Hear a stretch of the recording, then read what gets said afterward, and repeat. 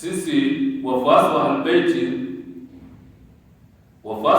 alayhi salam tunaichukulia safari hii kwa mujibu wa Qur'ani na kwa mujibu wa maneno ya Bwana Mtume sallallahu alayhi wa alihi wasallam,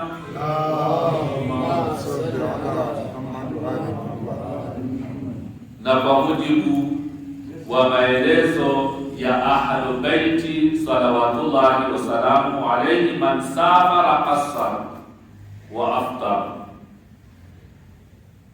mwenye kusafiri anafungua na anaswali qasr. Sasa haitoangalia umechoka au haujachoka, umeenda kwa miguu au umepanda farasi au umepanda punda, umeenda kwa baiskeli au kwa pikipiki, umeenda kwa ndege, hata hiyo ndege inaenda kasi namna gani, utabaki pale pale katika sheria imesemaje, basi haitotizama umeenda na nini. Tukihesabu umeenda na nini, hakutokuwa na safari katika dunia. Aya hii haitofanya kazi. Tukihesabu kibinadamu, miaka inayoenda mbeleni, hatutokuwa na safari hata ya kutoka hapa mpaka Amerika, haitokuwa na safari.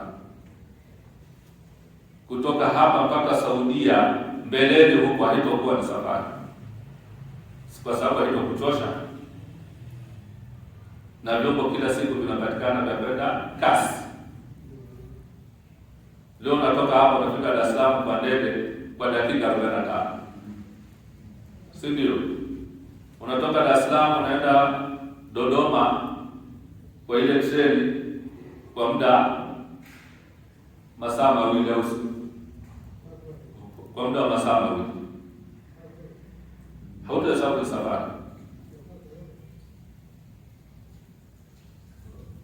Kwa hiyo tukichukulia kibinadamu, wewe hii zote unafunga, na ndio wengi wanafanya hivyo, lakini ni makosa kwa mujibu wa Qur'ani na kwa mujibu wa Bwana Mtume sallallahu alayhi wa alihi wasallam, ni makosa.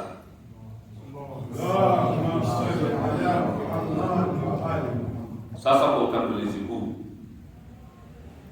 somo letu linajikita kuhusiana na safari ambayo ndiyo inatuletea mtihani sana. Mengine haya tumesema yanaeleweka, na yale ambayo hayaeleweki sana tutayagusia katika darasa zetu zinazoendelea hata ndani ya mwezi mtukufu wa Ramadhani. Kwa hiyo sababu nimeleta utangulizi umekuwa ni mrefu sana, naomba safari ni kuanzia wapi mpaka wapi, hii tuanze nayo kesho kwa mujibu wa riwaya za maasumina alayhimus salam, ili kesho tuanze moja kwa moja katika kipengele hiki, sababu tuseme tena nianza kusoma vipengele hivi